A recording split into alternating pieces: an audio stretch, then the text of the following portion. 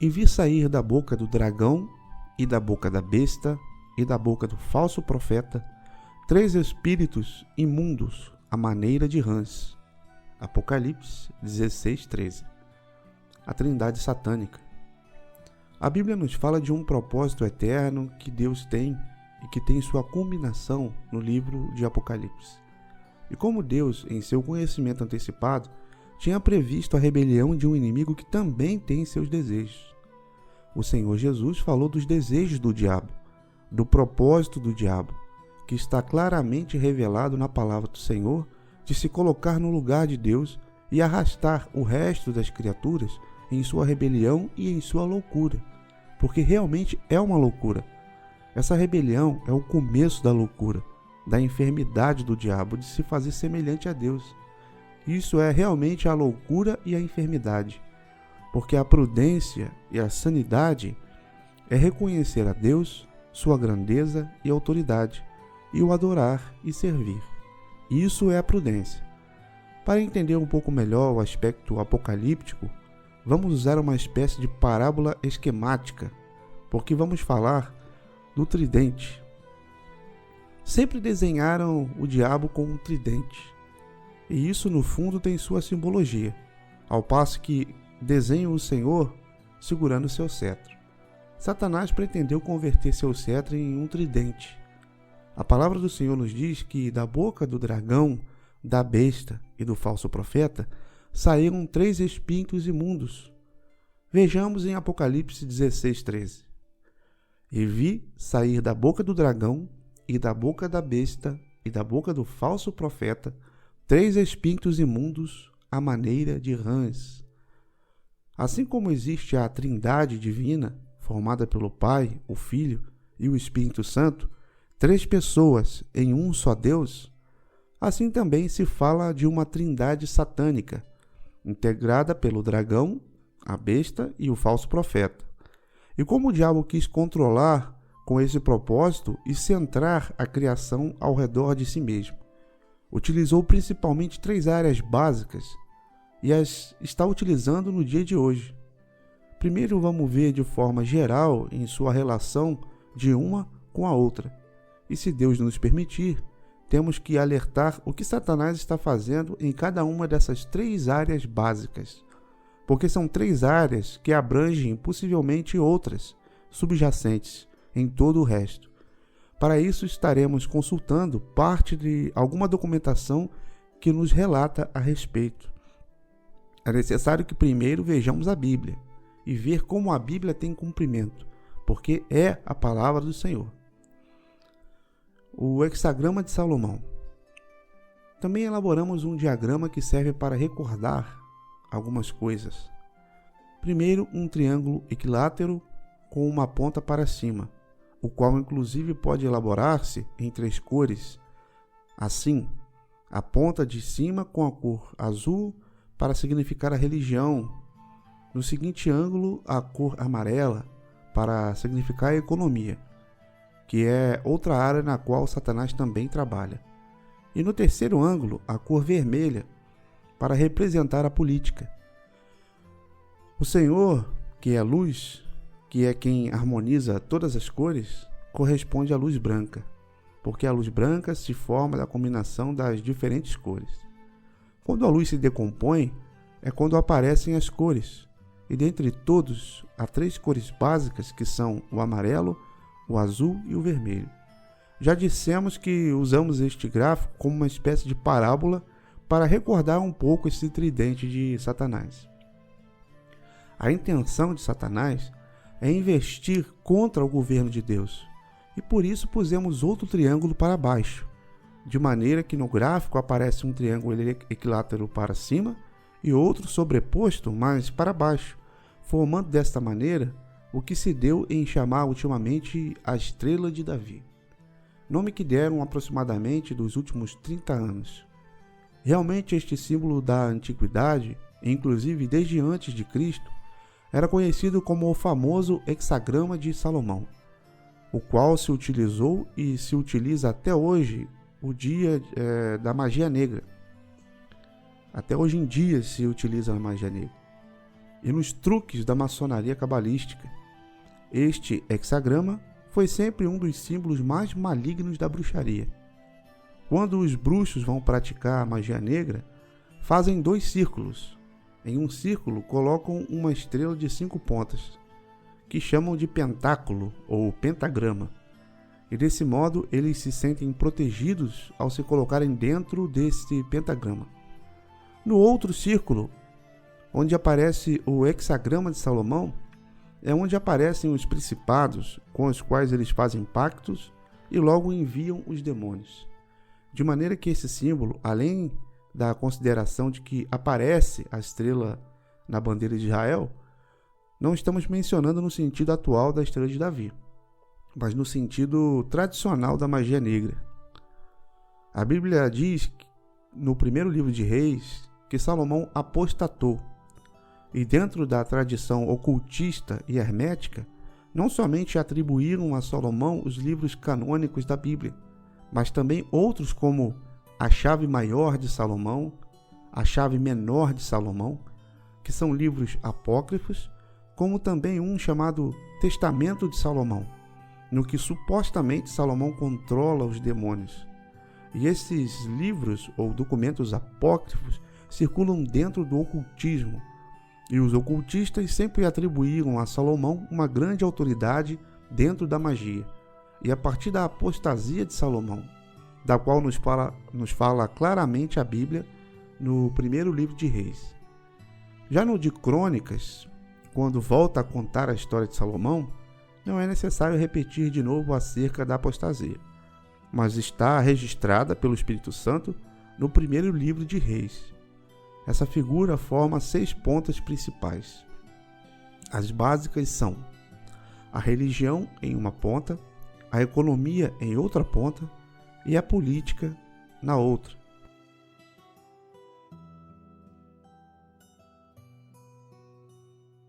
Como uma cor intermédia ao mesclar o azul e o vermelho, produzindo a cor púrpura, um matrimônio entre a religião e a política. Soberanos investidos de chefes religiosos e vice-versa, e que também se identifica com o cultural, que é outra área que Satanás trata de controlar. Entre o azul e o amarelo, que representam a religião e a economia, sempre que a religião está interessada na economia, usou o braço secular, quando há interesses de domínio e de posição. A religião utiliza o braço secular, entre o azul e o amarelo, aparecendo nessa ponta intermediária a cor verde-oliva do militar, que também é usada pelo inimigo. Embora o Estado seja constituído por Deus, as pessoas a que foram dadas o governo das nações não foram fiéis a Deus, mas eles vão entregando as nações a que lhes foram confiadas. As sutilezas que o diabo está tramando para ficar com o governo do mundo e estabelecer um governo mundial. Entre o ângulo vermelho e o amarelo está o ângulo alaranjado, e isso simboliza que entre a economia e a política está o aspecto social, que também é utilizado por Satanás. Então, neste hexagrama de Salomão, símbolo da magia, não no sentido da estrela de Davi, existem essas 6 principais áreas onde Satanás quer governar: a religião, o militar, a economia, o social, a política e o cultural. Inicialmente falamos que tridente de Satanás, posto que o diabo utiliza seu poder principalmente nessas 3 áreas, a religião, a economia e a política, que são representados pelas cores básicas. Mas além disso estão superpostas 3 áreas, o cultural, o militar e o social. Até o momento falamos que este diagrama simbólico, no sentido de que nos sirva como uma técnica de memorização, mas é necessário ir diretamente aos versículos da Bíblia, pois o fundamental encontramos nas Sagradas Escrituras. A queda foi um fato, mas a tentação que precedeu a queda aparece na palavra decomposta ou recortada em 3 áreas principais. Eva foi tentada em 3 áreas diferentes quando o diabo se apresentou no Éden. Para isso, leiamos em Gênesis 3, versículo 6. E viu a mulher que a árvore era boa para comer, primeira tentação, que era agradável aos olhos, segunda, e a árvore cobiçável para alcançar a sabedoria, terceira. E tirou de seu fruto e comeu, e deu também a seu marido, a qual comeu, assim como ela. O mundo está sobre o príncipe da potestade do ar, segundo as Escrituras. O mundo que jaz no maligno, segundo as Escrituras, começou quando Adão e Eva começaram a viver e a multiplicarem-se depois da queda. Originalmente, o homem tinha que depender de Deus, viver por Deus, alimentar-se fisicamente das árvores do jardim e espiritualmente da vida divina que estava representada na árvore da vida. A vida divina era o verdadeiro alimento para o homem em seu espírito, porque o homem não é somente material e, portanto, necessita também de alimento espiritual. O alimento espiritual do homem é a vida divina, a vida de Deus, que estava representada ali na árvore da vida. Mas o homem podia decidir viver independente de Deus, tomar o ser que havia recebido e apoiar-se em si mesmo, sem contar com a vida de Deus e atuar da sua própria maneira, independentemente. E no fim das contas, foi o que o homem decidiu. Vamos falar um pouco sobre o tridente nas coisas do mundo. Em Gênesis 3, versículo 6, encontramos que essa tentação começa a perfilar-se nesse tridente de que estamos falando. Os desejos da carne. A árvore era boa para comer. Foi Deus que inventou que o homem comesse, que o homem se alimentasse. Não tem nada de mal o comer. O que está mal é que os desejos da carne cheguem a governar o homem e que o homem se conduza governado pelos desejos da carne. Mas justamente o mundo, esta chamada civilização, desenvolveu-se porque os homens se preocupam somente em satisfazer a sua carne, por um lado. Por isso é que depois se desenvolveu a economia. O homem tratando de satisfazer os desejos de sua carne através de muitos meios, entre esses a chamada oferta e a demanda. Depende da classe de sistema econômico que seja. A economia se desenvolveu dos intentos dos homens de satisfazer os desejos da carne. Primeiro as necessidades, mas os homens não querem só cobrir suas necessidades mínimas básicas, mas querem ir mais à frente, inclusive chegar aos extremos, querem ter muito mais do que necessitam, até às custas dos que padecem, até às custas daquele de quem se tira as coisas, dos pobres. Leamos em 1 João, capítulo 2, nos versos 15 e 16. Não ameis o mundo, nem as coisas que há no mundo. Se alguém amar o mundo, o amor do Pai não está nele. Porque tudo o que há no mundo, a concupiscência da carne, a concupiscência dos olhos e a soberba da vida, não procede do Pai, mas procede do mundo. Nesta passagem, o apóstolo João estabelece também isto que chamamos de tridente de Satanás. O mundo é o tridente, mas em seu aspecto solitário. Quando fala das coisas que estão no mundo, começa a perfilar os três dentes do tridente. Os mesmos que aparecem na tentação são os que aparecem aqui como as três coisas que constituem o mundo. Claro está que o mundo se compõe de muitas coisas, mas basicamente o apóstolo João destaca três principais, nas quais se agrupam as demais. João subdivide o que há no mundo em três grupos principais, os quais coincidem exatamente com estes três aspectos da tentação que temos lido em Gênesis. João fala sobre os desejos da carne. Primeiro ponto. Em Gênesis fala que a árvore era boa para comer. No segundo ponto, João diz sobre os desejos dos olhos. Em Gênesis já fala lá que, no segundo ponto, que a árvore era agradável à vista. E João também destaca ali a soberba da vida. Gênesis fala que a árvore era cobiçável para alcançar sabedoria, para conhecer o bem e o mal e ser como Deus. As coisas do mundo nessas três linhas básicas: os desejos da carne, os desejos dos olhos e a soberba da vida, não procedem do Pai, mas sim do mundo. Atrás do mundo, atrás do sistema que governa o príncipe deste mundo, o príncipe da potestade do ar, aparecem essas três linhas básicas de tentação para manter o homem submetido. Os desejos da carne levam a desembocar principalmente na área econômica. Vamos lembrar daquela época, na passagem bíblica em que Jesus é tentado por Satanás. O Senhor Jesus também foi submetido por Satanás a esta tripla tentação. O diabo também chegou com este tridente, e para estudar a tentação do Senhor Jesus, escolhemos o texto de Lucas, capítulo 4, dos versos 1 ao 13. E por que escolhemos necessariamente Lucas? Marcos, em capítulo 1, 12 e verso 13, também fala da tentação, mas faz de uma maneira muito rápida. Simplesmente diz que o Senhor foi tentado, sem contar muitos detalhes.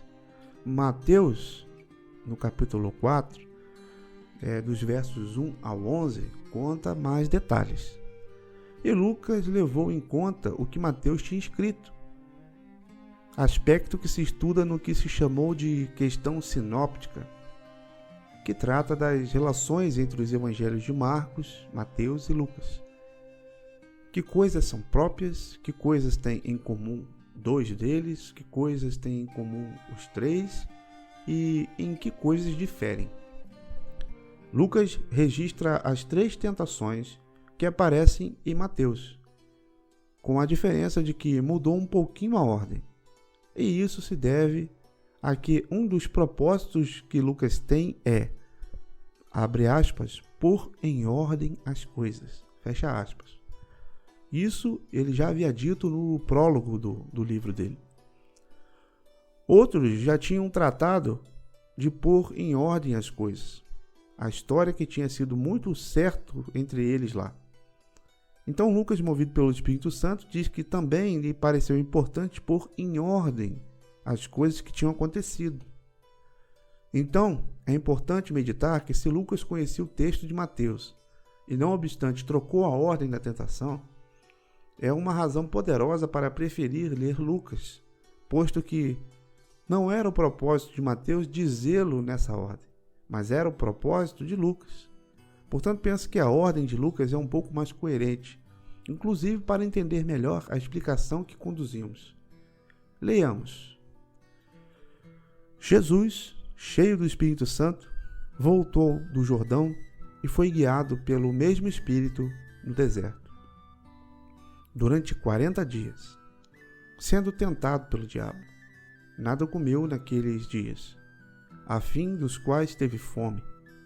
Disse-lhe então o diabo: Se és o Filho de Deus, manda que esta pedra se transforme em pão. Mas Jesus lhe respondeu: Está escrito, não só de pão viverá o homem. E, elevando-o, mostrou-lhe num momento todos os reinos do mundo. Disse-lhe o diabo: Dar-te-ei toda esta autoridade e a glória destes reinos, porque ela me foi entregue e a dou a quem eu quiser. Portanto, se prostrado me adorares, será tua. Mas Jesus lhe respondeu: Está escrito, ao Senhor, teu Deus, adorarás e só a ele darás culto. Então o levou a Jerusalém e o colocou sobre o pináculo do templo e disse: Se és o Filho de Deus, atira-te daqui abaixo, porque está escrito: aos seus anjos ordenará a teu respeito que te guardem, e eles te sustentarão nas suas mãos, para não tropeçares em alguma pedra. Respondeu-lhe Jesus: Dito está, não tentarás o Senhor teu Deus. Passadas que foram as tentações de toda sorte, apartou-se dele o diabo até o momento oportuno. Do começo desse texto, nos damos conta de que era necessário que o Senhor Jesus fosse submetido à mesma tentação a qual foi submetido o ser humano. E foi o próprio Espírito de Deus quem permitiu e colocou o Senhor Jesus na situação de ser tentado como a humanidade tinha sido e seguirá sendo tentada. O primeiro homem caiu, mas o segundo homem, o Senhor Jesus, prevaleceu quando ainda era o último Adão. Por isso foi chamado de o último Adão, para terminar na cruz com todo o velho homem e começar o novo. Em um sentido, ele é o último Adão para terminar, e no segundo homem para começar de novo. O Senhor Jesus, depois de 40 dias de jejum, teve fome, ou seja, vemos ali o Senhor submetido às pressões normais, não pecaminosas. Normais no sentido das necessidades da natureza. E o diabo se escondeu de trás dessas necessidades naturais e legítimas do organismo, porque assim ele trabalha, com astúcia. E quis que o Senhor Jesus atuasse por si mesmo, independentemente de Deus, no momento de Deus, da provisão de Deus, e por si mesmo atuasse para satisfazer, embora fosse por meio de um milagre, suas necessidades naturais. O Senhor Jesus foi submetido à tentação dos desejos da carne exatamente como Eva no Éden, quando viu que a árvore era boa para comer. Mas com a diferença de que o Senhor Jesus, até tendo legítimas necessidades, entretanto não colocou essas necessidades em prioridade sobre a vontade de Deus, mas confiou plenamente em Deus. Confiou que Deus sabia como satisfazer suas necessidades. Jesus não as iria satisfazer em desobediência a Deus. Ele iria satisfazer suas necessidades naturais em comunhão com Deus, segundo o guiar de Deus, porque a economia do Senhor Jesus para as necessidades do homem é dirigida por Deus, conforme as predições de Deus e conforme a palavra de Deus. Repetimos os versos 3 e 4.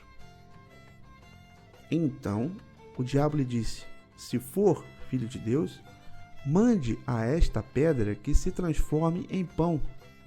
Jesus, lhe respondendo, o disse: Escrito está, não só de pão viverá o homem, mas também de toda a palavra de Deus. Vemos que o Senhor se manteve na palavra de Deus, e deste modo se manteve na dependência do Pai e não só do pão. O Senhor comeria pão quando o Pai o provesse. E no caso de que não houvesse pão, ele confiava no Pai e de que poderia viver sem pão, pela palavra do Pai. Que diferente no caso com a Eva, com os seres humanos em geral e com o próprio sistema econômico do mundo. Sabe por que os homens vão ser controlados pelo anticristo? Pelo econômico, por seus estômagos, porque não dependem de Deus, mas ansiedade, coberto com as necessidades naturais, vão se submeter a esse pacote que o diabo lhes preparou, porque não vão poder comprar nem vender se não tiverem a marca da besta. Entretanto, a palavra diz que os que são do Senhor confiam no Senhor. Aqui está a fé e a paciência dos santos. Os santos vivem pela fé no Senhor e esperam com paciência no Senhor, como o fez o Senhor Jesus quando venceu a tentação. Essa mesma tentação que apareceu no Éden é a que continua na história do mundo, e é a mesma que apareceu intensificada nos tempos finais, e é a mesma que o diabo utilizará para reunir a humanidade ao redor de si e contra Deus. Devemos entender bem isso, pois se trata da economia, um dos tridentes dos dentes do tridente, os desejos da carne, o qual é utilizado por Satanás. Mas Jesus disse: Não só de pão viverá o homem, mas também de toda a palavra de Deus. Continuamos recortando o versículo 5. E o levou o diabo a um alto monte. Ele mostrou em um momento todos os reinos da terra. Ao avançar a tentação, se apresenta agora em outra área. Agora Satanás não prova o Senhor na área da economia, mas no da política. Mostrou-lhe os reinos do mundo e lhe propôs o exercício do poder. O Senhor ia exercer esse poder, mas aqui o diabo lhe propõe exercê-lo por si mesmo. Somente tinha que ceder ao diabo, e ao fazê-lo poderia exercer o domínio do mundo. Precisamente isto que o Senhor Jesus recusou na cruz. O que ainda hoje nos bastidores do mundo, estas diferentes áreas que vimos como a política internacional, como a economia mundial multinacional, como o ecumenismo religioso, não só entre o cristianismo religioso, mas também a nível do ocultismo, estão dirigidas nos bastidores por pessoas que cederam à tentação do diabo, pessoas que ocupam os lugares mais altos do mundo, que pertencem à sociedade luciferiana, os Illuminatis ou Iluminados, que é como uma espécie de sociedade secreta dentro das sociedades secretas, uma infiltração super secreta das sociedades secretas, integrada por satanistas. Os que estão nos mais altos cargos são os que estão nos bastidores, como marionetistas. A economia mundial, a diplomacia internacional, a ONU, e estão nos mais altos graus da maçonaria e dos chamados iluminados. O que o Senhor Jesus recusou, eles aceitaram. Dizem os versos 6 e 7. E disse-lhe o diabo: Dar-te-ei a ti todo este poder e a sua glória, porque a mim me foi entregue, e dou-o a quem quero. Portanto, se tu me adorares, tudo será teu. Eles hoje em dia são satanistas, e hoje em dia têm o poder do mundo, e o dinheiro do mundo, e os planos de seu pai, o diabo, porque o Senhor Jesus disse: Vós tendes por pai ao diabo, e quereis satisfazer os desejos de vosso pai. Disse isso em João, o Evangelho, no capítulo 8, no versículo 44. A proposta anterior de Satanás, no verso 8 de Lucas, o Senhor responde a ele. E Jesus respondendo disse-lhe: Vai-te para trás de mim, Satanás, porque está escrito: Adorarás o Senhor teu Deus e só a ele servirás. Como o diabo não pôde fazer com que o Senhor o colocasse na centralidade em troca dos caramelos do reino do mundo, então o diabo foi mais sutil. Propôs que Jesus fosse o centro em si mesmo, ou seja, que fizesse a mesma coisa que o diabo fez no princípio, que o imitasse. Isso é o que diz o diabo. Se não for deixar para eu ser o principal, então seja você o principal. Aqui é onde vamos entender o aspecto sutil e religioso dos desejos dos olhos, da vista, da experimentação, da curiosidade, o porquê as pessoas se metem no ocultismo e muitas outras coisas, atuando por si mesmos. Leremos de novo os versos 9, de 9 até o 11. Levou-o também a Jerusalém, e pô-lo sobre o pináculo do templo, e disse-lhe: Se tu és o Filho de Deus, lança-te daqui abaixo, porque está escrito: Mandará os seus anjos acerca de ti, que te guardem, e que te sustenham nas mãos, para que nunca tropeces com o teu pé em alguma pedra. Nessa nova fase da tentação, usa outra tática, como quem diz: Bom, você já sabe que o mundo é meu, todos os reinos do mundo são meus, mas Deus reservou Jerusalém para ele. Então vamos a Jerusalém. Olhe, não estou te mostrando as coisas de hoje. Não estou te mostrando as casas de prostituição, orgias, bebedeira, nada disso. Vamos a Jerusalém. Vamos ao templo, a esse que o próprio pai deixou Davi encarregado de edificar e deu-lhe os planos E Davi preparou tudo a Salomão, e logo Salomão o construiu. E quando o templo foi destruído, voltaram-no a reconstruir. E mais tarde veio Herodes e o reconstruiu maior. O aumentou e embelezou porque queria congraçar-se com os judeus e ser tão famoso ou mais que o próprio Salomão. Então Satanás mostrou ao Senhor o mais sagrado, a capital da religião judaica, que era a verdadeira. Levou-lhe a Jerusalém e lhe pôs sobre o pináculo do templo, como que dizendo: agora quem está sobre o pináculo é você, já não sou eu. Agora você está no alto, jogue-se do alto, como quem diz: se rebele contra o Pai, atua por ti mesmo. Aí está a sutileza, o atuar por si mesmo, o te arriscar a caminhar sem tomar da mão de Deus, para ver o que acontece. Não morrereis, disse-lhe o diabo, porque queria matá-lo. O diabo queria matar o Senhor, insinuando que se atirasse do pináculo do templo, que provasse, que atuasse por si mesmo, que se ele era o Filho de Deus, então que atuasse como o que ele era, nada menos que em Jerusalém, que em vez de esperar a hora do Pai e passar pela cruz, por que não apareceria como o grande Messias, com uma espetacular e tremenda descida do pináculo do templo em toda a praça maior? Perverso e ardiloso Satanás. Essas tentações, quando alguém as vê pela primeira vez, parecem coisas simples, mas são muito profundas. São as mesmas áreas em que Satanás engana, as mesmas em que o mundo segue pensando, as mesmas pelas quais já tem submetido o mundo, são as mesmas que Satanás propôs ao Senhor Jesus. Esta tentação é tão sutil que hoje em dia devemos discernir e logo devemos examinar cada área com mais detalhe: a religiosa, a econômica e a política. E então, por exemplo, encontramos a sutileza na área religiosa, quando Satanás vem utilizando as promessas da Bíblia e a teologia da prosperidade, do êxito. Mas o curioso é que essas promessas o diabo não as conectou com as demandas, nem com toda a palavra, nem com a intenção de Deus.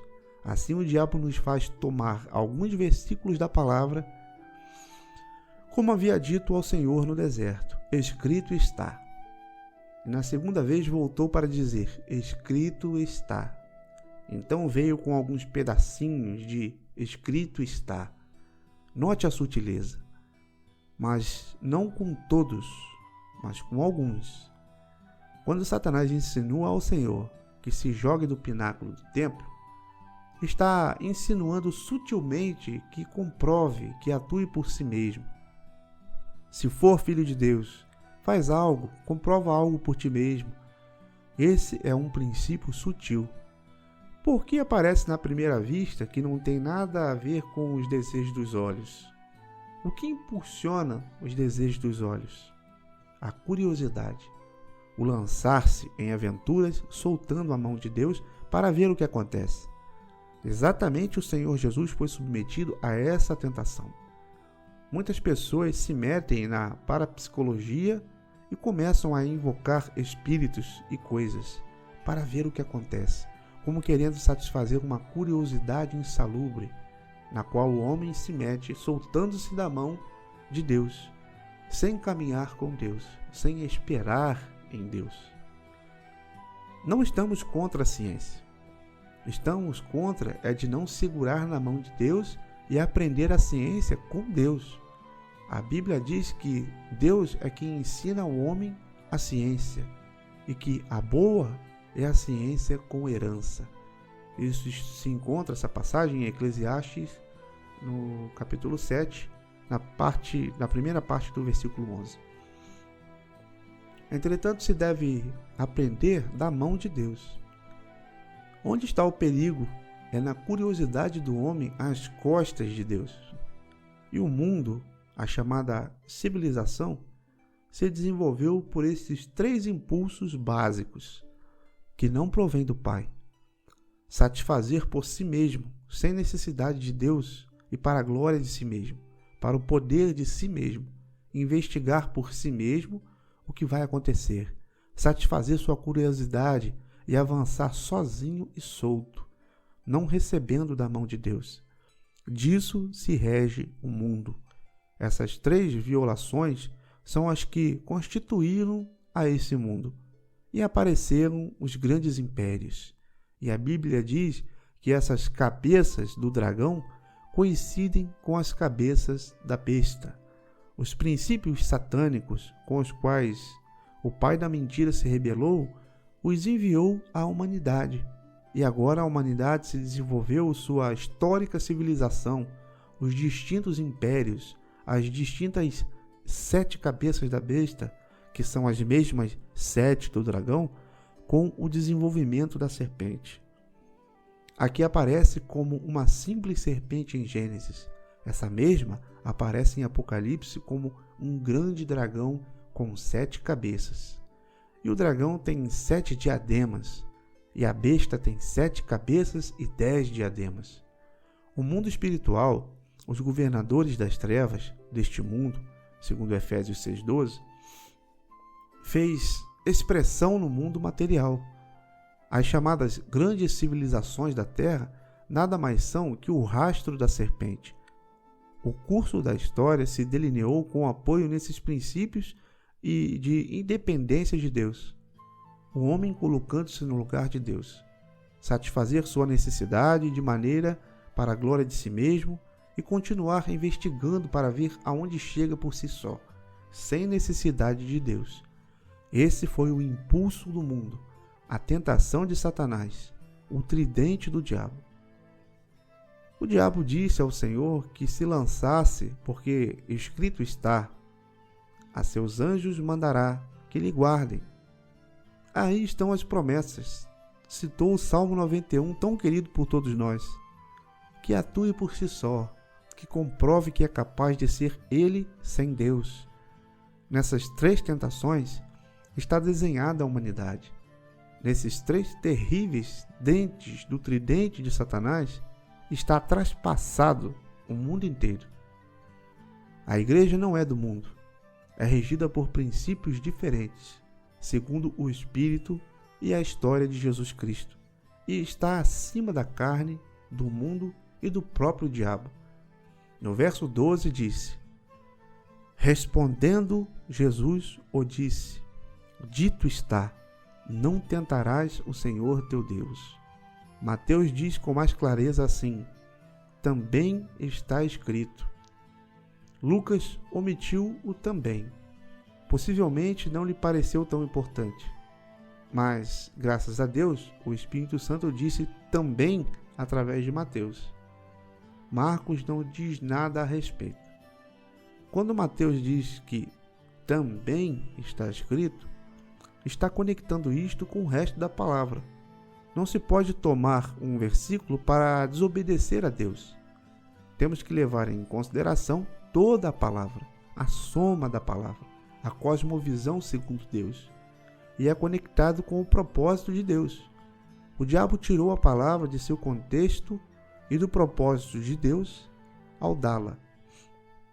O Senhor voltou a conectá-la com o resto da palavra e com o plano de Deus. E então, agora o Senhor sim usou bem a palavra, pois o diabo a quis usar mal. Tenha-se em conta que esta é uma tentação, mas de tipo religioso, com versículos e tudo, procurando que o homem atuasse religiosamente, de forma independente de Deus. Essa é precisamente a diferença entre o cristianismo e a religião do mundo. O cristianismo é uma revelação de Deus, é Deus vindo ao homem, ao passo que as religiões do mundo são os homens experimentando essa área misteriosa do mundo invisível, de ultratumba, do pós-morte, para ver onde chega, para ver o que se comprova, para ver o que se consegue. É o homem bisbilhotando no mundo religioso.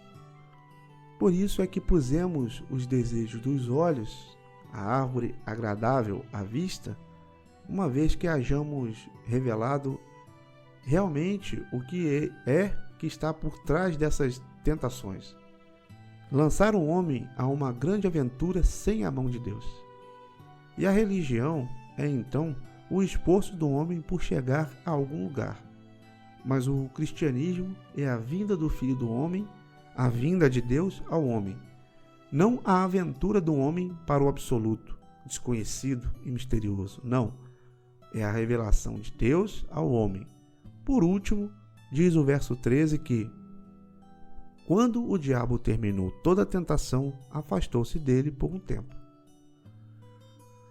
Essa mesma tentação, esse mesmo tridente, também aparece nos últimos tempos, porque se trata do mesmo diabo, dos mesmos desejos, só que agora a estava moderando com humilde aparência. Em Apocalipse, no capítulo 16, dos versos 13 a 14, diz: E vi sair da boca do dragão, e da boca da besta, e da boca do falso profeta, 3 espíritos imundos, à maneira ou à semelhança de rãs, pois são espíritos de demônios que fazem sinais, e vão aos reis da terra em todo o mundo, para reuni-los à batalha daquele grande dia do Deus Todo-Poderoso. No Antigo Testamento, as rãs não eram dos animais limpos, mas dos imundos, e é por isso que representam os espíritos imundos. São 3, não um sozinho. Embora seja o mesmo dragão, entretanto saem de sua boca 3 espíritos imundos. O que estes espíritos imundos fazem? No tempo do fim, no mundo se movem 3 espíritos de demônios. Os demônios são os autores das doutrinas de engano. Paulo diz a Timóteo que, abre aspas, nos últimos tempos, alguns apostatarão da fé, escutando a espíritos enganadores e a doutrinas de demônios. Fecha aspas. Está lá em 1 Timóteo, no capítulo 4, no versículo 1. Isso significa que o diabo está inspirando o mundo em 3 áreas principais de seus líderes, com a intenção de reuni-los contra Cristo. O Senhor ia aos humildes, mas o diabo se interessa pelos reis, e o diabo sempre quis reuni-los. Devemos distinguir qual é a unidade legítima do Espírito, qual é a unidade da fé e do conhecimento do Filho de Deus de que fala a Bíblia, qual é a unidade verdadeira e legítima do corpo de Cristo. Segundo a palavra de Deus, qual é a unidade própria do povo de Deus, e distinguir sobre essa pretendida unidade, porque Babilônia também resultou de uma aparente unidade. Não disseram eles: e façamos um nome para que não sejamos espalhados sobre a face da terra? Está lá em Gênesis 11, no verso 4. O povo era um e trabalhou para construir Babel. Isso foi uma unidade, mas essa unidade não era conforme o propósito de Deus, porque o propósito de Deus é reunir todas as coisas ao redor de Cristo. Entretanto, Satanás também diz: subirei ao céu, no alto, junto às estrelas de Deus. Levantarei meu trono e no monte do testemunho me assentarei, aos lados do norte.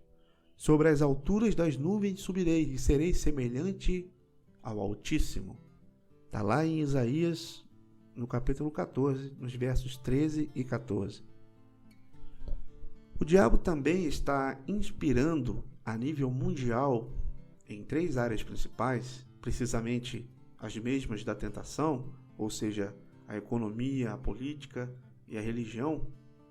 O diabo está inspirando a concórdia do mundo para a paz e a segurança, mas entre aspas.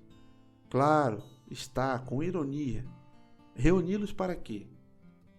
Para a batalha, para o grande dia do Deus Todo-Poderoso.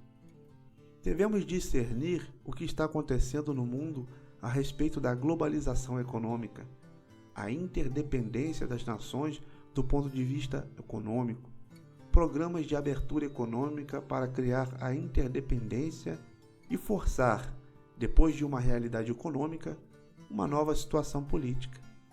E logo quando essa situação política, forçada pelos meios da economia, cede o político, então se utiliza o braço secular para obrigar a criação de uma religião mundial. E o interesse disso se deve a que o diabo quer ser adorado. Mas para isso necessita o braço secular, porque ele não vai ser adorado de bom grado inicialmente. O diabo sempre procura usar os métodos da Inquisição. Para que a religião do diabo funcione, é necessário montar a política. E para que essa política se estabeleça, usa a economia. Aí está de novo o tridente. O Senhor começa pelo religioso, logo o representa no político e resulta uma economia cristã. Por quê? Porque tudo resulta da revelação de Deus. E a revelação de Deus não somente nos fala o necessário para o homem, para a sua vida religiosa, mas também para a sua vida normal, comum. Deus estabelece os princípios de conduta, de senhorio sobre a terra, e aí surge o que seria uma legítima política, ou uma verdadeira ciência de administração do que Deus pôs de sua criação em nossas mãos para governar sobre os peixes do mar, sobre as aves dos céus, sobre as bestas e sobre tudo isso. O homem, inspirado por Deus, toma decisões e estabelece um tipo de inter-relações econômicas justas, porque tiveram sua origem em Deus, segundo o propósito de Deus. Em troca, o diabo trabalha ao reverso. O diabo utiliza a economia para forçar a situação através de uma montagem criada de propósito, por inspiração desses demônios, criando uma interdependência econômica e um vazio político, uma necessidade imperativa, uma nova situação política internacional. Enquanto a Colômbia continuar sendo Colômbia, Venezuela continuar sendo a Venezuela e Peru continuar sendo o Peru, falta um personagem que coordene a Colômbia, Venezuela e Peru. Enquanto a França continuar sendo a França, a Itália continuar sendo a Itália, Inglaterra continuar sendo a Inglaterra e a Alemanha continuar sendo a Alemanha, falta um coordenador executivo. Mas quando através da economia se integra a Alemanha com a França, com a Itália, com a Inglaterra e com outras nações e forma um mercado comum europeu, então os respectivos presidentes e representantes das nações, em consequência, estabelecem um Conselho Europeu. E quando cada nação tiver perdido sua soberania, chega um momento em que esse terreno comum que todos cederam se constitui em uma base para uma lei maior, de maior envergadura que simplesmente nacional, ou base para uma lei internacional. Então, esse Conselho de Estado, que representa as nações através de seus interesses, chama-se Comissão Europeia, a qual já não se encarrega de governar sobre as nações, mas sim de governar sobre a Europa, sobre todo o bloco. Para essa comissão tem que ter um presidente. Com isso, nós estamos dando conta de como uma interdependência econômica, uma abertura econômica, através dos interesses, não dos pobres, porque os pobres preferem que as batatas fiquem aqui e não que as levem para vender caro na Venezuela. Mas trata-se dos interesses das grandes multinacionais. Eles não querem que haja alfândegas, porque querem os intercâmbios livres e fáceis, e preferem derrubar as fronteiras, as tarifas, pois o que as grandes multinacionais não querem pagar em tarifa, agora o povo paga com o IVA, com impostos a vendas. E com isso querem suprir o montante das tarifas que pagavam os ricos das multinacionais. Para os ricos baixarem as tarifas, mas como o orçamento da nação tem que funcionar, então terá que se tirar do bolso de outra pessoa. Se for tomar um cafezinho, Então um pouquinho de café vai servir para cobrir o que antes tinha que cobrir as tarifas. E isso significa que agora os pobres têm que subsidiar aos ricos. Através dessas medidas globais e estas uniões, fomentam-se estas inter-relações para facilitar aos marioneteiros seus negócios, seus votos e, em consequência, se cria uma nova realidade, uma terceira onda, como diz Alvin Toffler, sobre o assunto da civilização. Fala do choque do futuro, a terceira onda e outras coisas. Agora subsiste uma nova, a era tecnotrônica, pois já se superou essa etapa agrária e inclusive a industrial. Estamos na etapa atômica e nuclear, tecnológica e tecnotrônica. Agora não somos antiquados nacionalistas, agora somos cosmopolitas. Agora tomamos o café da manhã em Londres, almoçamos em Paris e jantamos em Berlim. Agora, o nacional é um assunto obsoleto. Agora é imperativo criar, em vista da nova realidade econômica, nas mãos da gerência das multinacionais, dos bancos e da indústria. Agora, dizem eles, terá que se criar uma nova situação política. Então, os países somente darão um voto na Organização das Nações Unidas. Um voto fácil de comprar e fácil de controlar. Cria-se uma nova situação política que transcende os compartimentos nacionais. O que Deus queria? Quando Deus desfez a Torre de Babel e estabeleceu as nações. Mas agora se diz, voltemos para a Torre de Babel. Outra vez voltemos a reunir o disperso, mas não ao redor de Cristo. Vamos reunir as religiões, vamos reunir as economias. Agora, o desejado é a globalização da economia, da nova diplomacia internacional. Através do econômico se criou a situação para assentar uma política. E uma vez as nações votam a favor desses convênios internacionais, entregam sua economia a essas instituições globalistas e logo essas instituições globalistas, com o poder e uma lavagem especial com os representantes das nações e fazendo eles as coisas pelas costas do povo que não sabe o que está acontecendo, com o aparelho militar a seu dispor, fazem cumprir as disposições globais. Quando já se tem um militar a serviço do político global, chega-se à onda do religioso, e é quando se chega ao que trata Apocalipse nos capítulos 13 e 17. Esses três poderes, esses três dentes do tridente, a economia, a política e a religião, as quais têm seus intermédios, o cultural, o social e o militar, trabalhando para entregar o poder ao dragão e ao anticristo. Vamos dar uma olhada no capítulo 13 de Apocalipse. Nos diz os versos 11 e 12.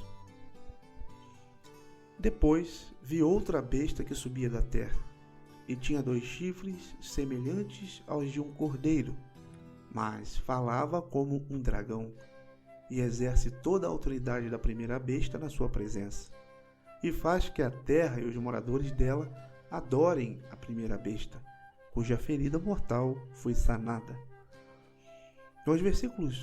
No versículo 1 aparece uma besta política, com corpo de leopardo, com pés de urso e boca de leão, a qual surge à maneira de uma síntese das civilizações anteriores, pois isso era o que representavam as bestas da visão de Daniel, que aparece no capítulo 7 do livro deste profeta. O leopardo representava o Império Grego, ou seja, toda a herança ocidental aparecerá, mas mimetizada com toda a religião babilônica e seus princípios representados pelo leão, e com todo o poderio militar dos medos e os persas, representado pelo urso persa. Tudo isso aparecerá sintetizado nessa besta final. Mas, de acordo ao verso 11, haverá outra besta, e nisso devemos ter muito cuidado, nós, os cristãos, Porque esse outro poder que vai enganar o mundo para servir ao poder político é o religioso. E o curioso é que tem aparência cristã e se sustenta de poder cristão, porque diz a palavra que essa besta tem chifres de cordeiro e fazia que os moradores da terra fizessem imagem à primeira besta e a adorassem, ou seja, que a segunda besta vai pôr a religião a serviço do globalismo do anticristo e o diabo. E isso indica que é um poder pseudo-cristão.